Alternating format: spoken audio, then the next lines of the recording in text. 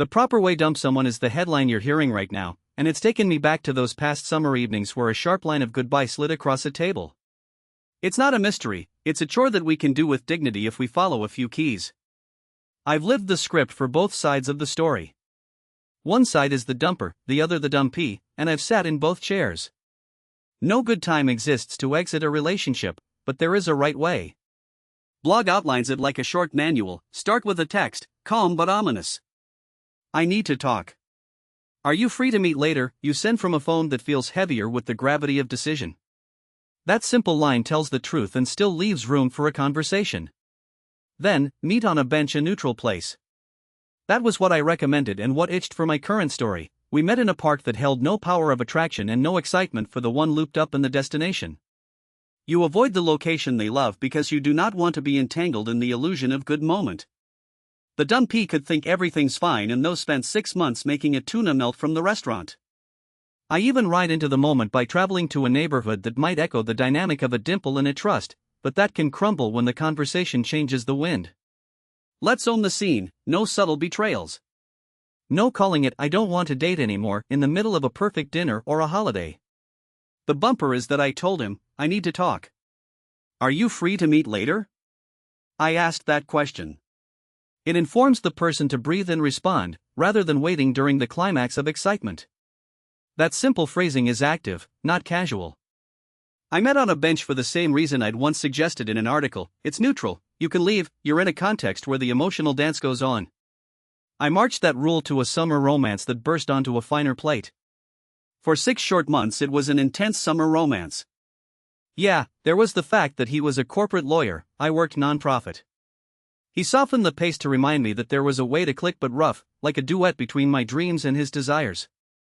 He smoked. I hate cigarettes. He was a charismatic personality seated on a cultured podium that could have wandered the conversations about Puerto Rico's peppercorns with me. Yet, we were each other's paradoxes, and that paradox could never mirror a universal equation of love. It was a brief moment that I'd expected to disappoint. I had told him that I have a medical condition that might affect my fertility. He did the impossible that person write in an essay to support or re-evaluate the potential for the future. That story in the article had an official name, polyendocrine metabolic ovarian syndrome, or PMOS.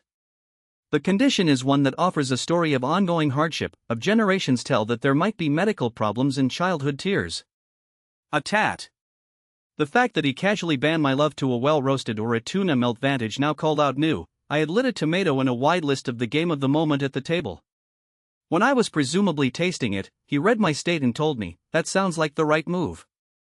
He flogged the demo that the dumpee came and left with a laugh. A lot of people, females, should keep the best array of things in back of the e-dining set. The two of us were a pair who cared to join a potential future that multiple complex steps mid. Yet the full word about the proper way was it's to set constraints to preserve both parties' dignity. You find somewhere you do not have association to mix with expectations, no court or landing of your own signals. Then you trigger your truth, I don't want to date anymore. No sensation is more perplexing to a partner feelings like my loader. Therefore a proper goodbye is done with a robust truth, a neutral back screen, and a certain precision, not overpacing. The aim is to preserve dignity for the dumpee, so they come out with grace. Good.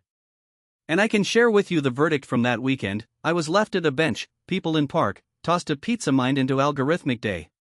The above text offered might set a platform about the art of a break.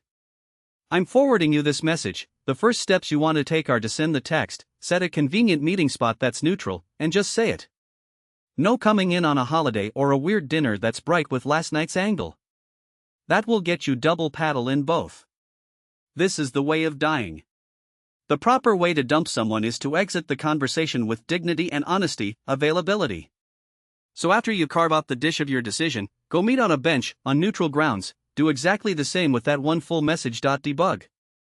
Ending now. Thanks for listening to a lesson that's not a textbook but a story. Bye.